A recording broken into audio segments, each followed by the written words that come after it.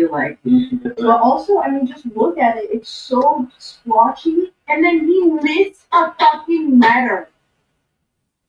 He missed the تفضل يا T حجي. in Mike's name after putting down the بعد sentence. الصوت طالع لورا لايف في تلفزيون طالع صوته. اوكي تفضل يا حج.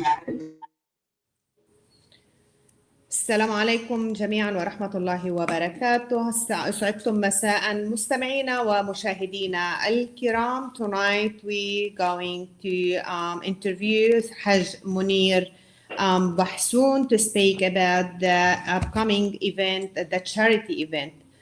In times when communities around the world are facing increasing social and economic challenges, supporting charitable initiatives becomes not only an act of kindness, but a responsibility we all share.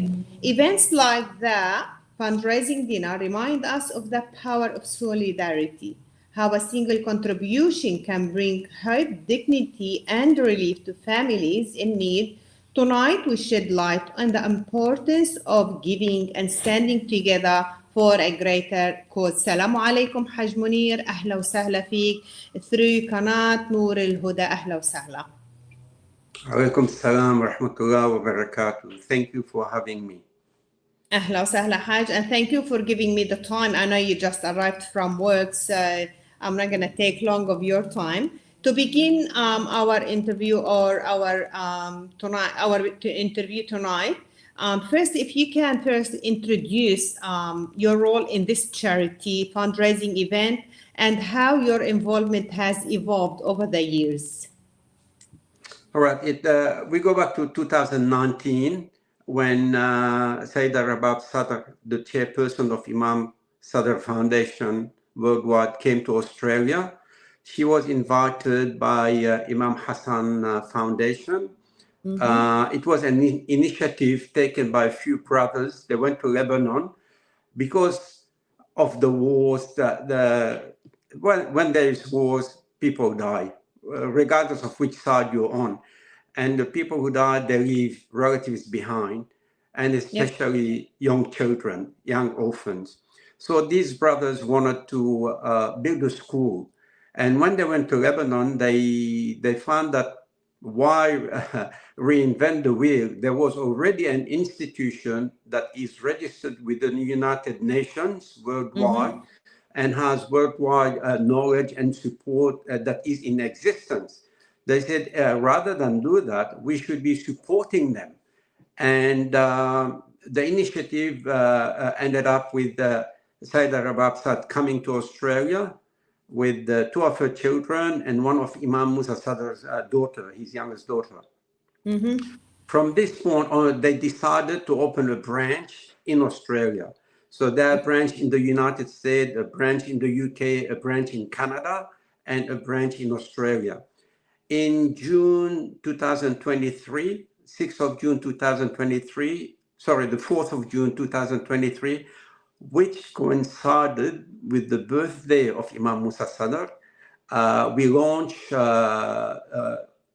Sadr Foundation Australia, and we are fully registered with the government bodies. We are a not-for-profit charitable organization.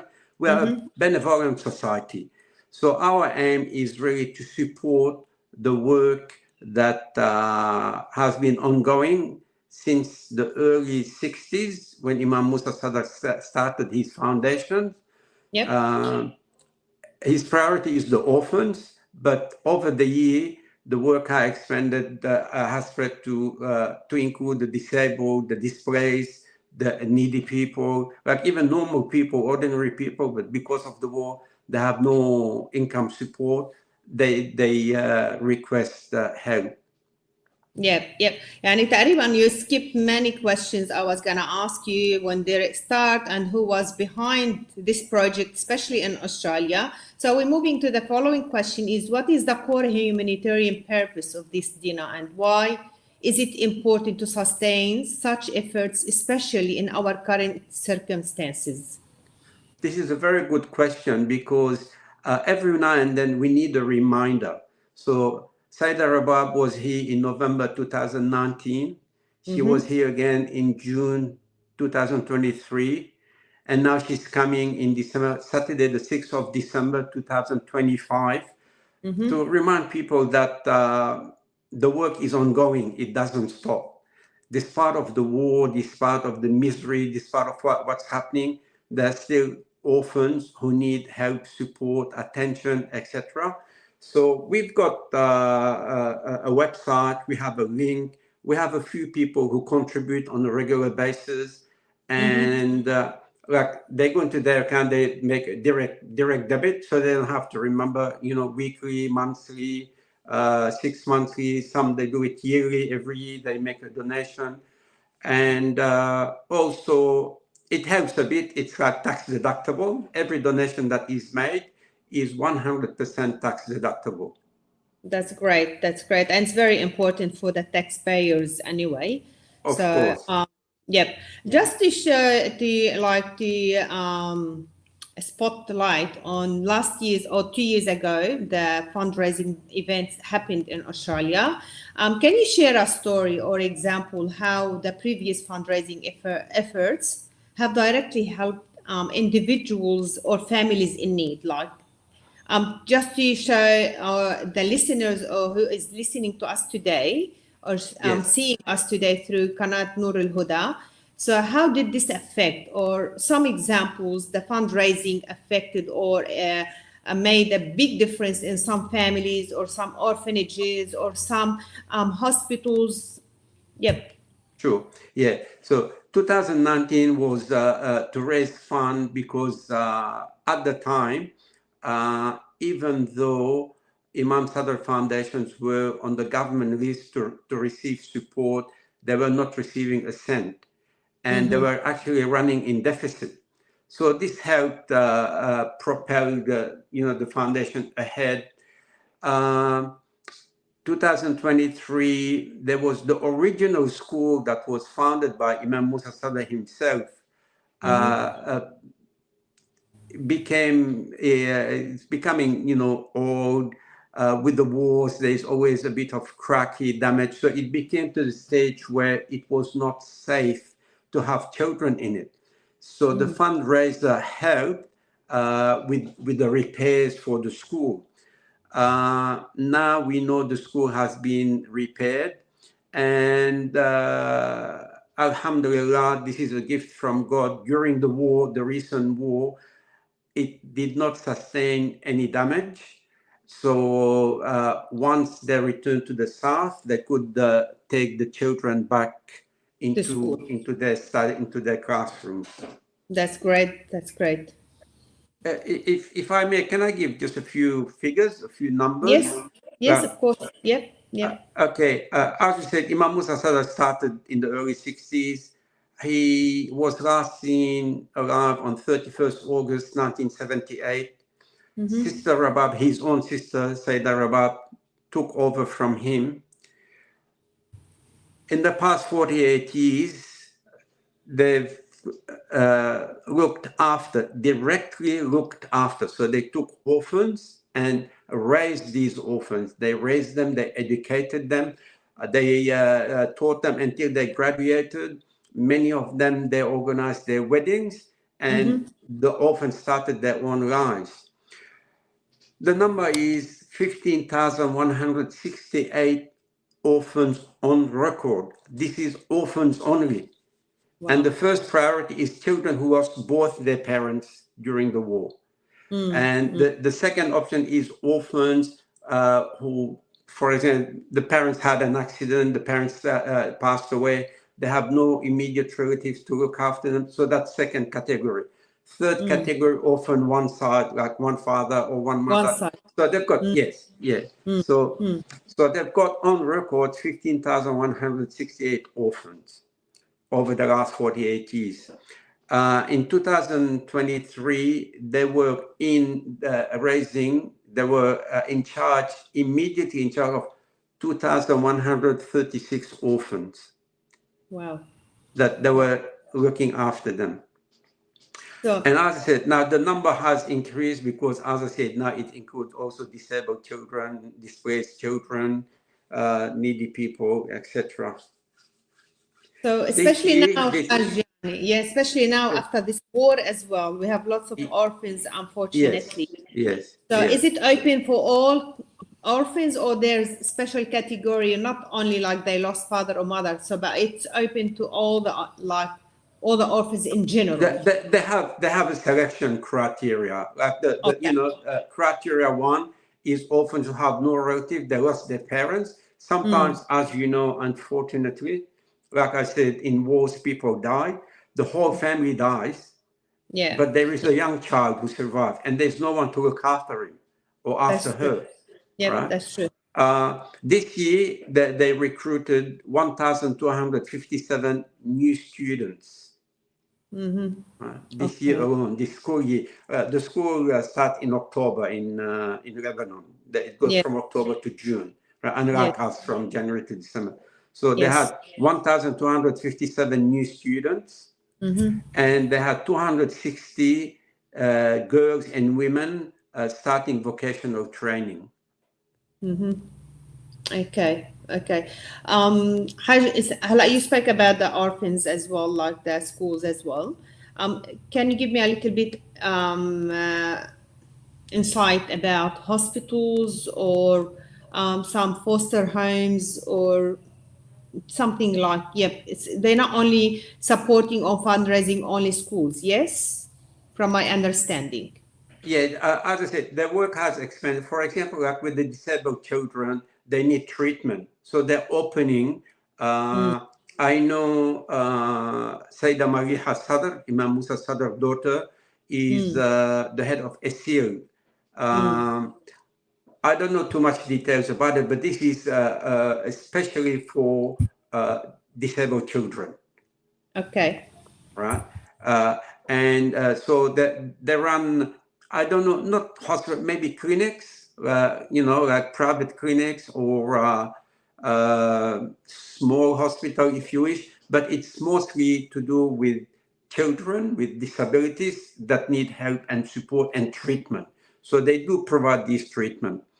They also help with like normal, ordinary people they have no work, they're looking for work. They sort of do a bit of training for them to guide them, going to a technical college. Like here you have TAFE facilities. Okay. In Yep. Lebanon, we don't have TAFE, right? It's all private. They call So it institution or ma'had. Yep. yes, that's right. That's right. Yeah. Yeah. This Okay. is why when Imam Musa Sad founded it, he didn't call it Imam Musa Sad School, Imam Musa Sad Hospital. It was Imam Musa Sad Foundation, Muassasat Imam Musa Sadr. Yep. But foundations in plural. In Arabic, it's in plural. In English, we say foundation, one foundation. But in Arabic, it's Muassasat. So there are several branches: technical colleges, medical section, Career. classes for children. Yep. Yes. Yep. Yeah. That's great. That's great. Haj Munir, how can the local Lebanese community, as well as a broader diaspora, support this initiative and contribute to its success? Like, it's open for all, not only for Lebanese here, or just not only for the Arabic-speaking people. This charity fundraising event, it's open for all the communities in general. How they can support how this community can support this initiative? Yeah. Okay. The old saying, charity begins at home. So obviously, if you have orphan children, that are used to be your neighbor's children, they have priority over someone in a remote area or in a different country. If I have relatives that have become orphans, it is my duty and responsibility to look after them first before looking after my neighbor's orphan, so to speak. It's very hard because they get, and I'm not exaggerating, they get bombarded with requests from all over the world, especially and sadly enough from Africa. There's a lot Yeah. of natural disaster in Africa, so they reach out because it's a foundation.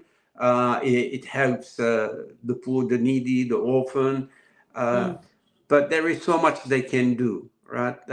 It's not a bottomless pit. They don't have unlimited funds, to help everyone.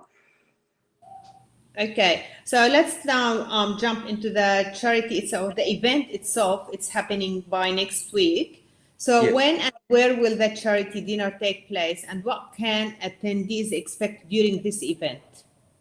All right. Okay. This we call it the Orphans Dinner, and it's going to be held at the New South Wales Parliament House in Sydney. I think it is a strategic. What's the term? Venue to host our esteemed guest Sayyida Rubab, who is just unbelievable the work she does. I mean,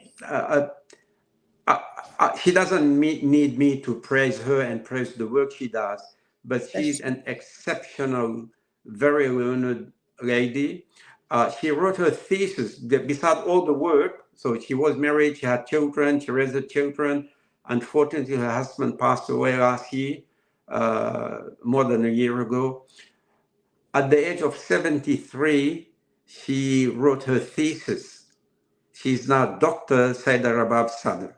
So beside all the work, she's also still studying and increasing her knowledge and furthering her own education as well as teaching others. Yep. There are no words to describe what she, and I know I'm going to get in trouble with her because she doesn't like this. She doesn't like people to praise her. She says she's not doing it qurbatan lillah, to get closer to God. That's it. Her brother started a mission when he was kidnapped. She went into shock. When she was here last time, we took her to a school, and some school children asked her, "How did you feel?" She said, "I went into shock. I didn't leave my home for 3 months." She just could not get over the fact that her brother has disappeared. Her late husband, he said, "Because they kidnapped your brother, you're going to stop his mission?" And it sort of jolted her, and she came back and she started working. 48 years later, she hasn't stopped. MashaAllah, yes, Allah yahmiha, yani, MashaAllah, for her as well to keep going, MashaAllah. Yep. For those who cannot attend in person, what other ways can they participate? How they can donate? How they can raise awareness for this cause? And do you still have tickets if someone wants to purchase a ticket? And how can they do that?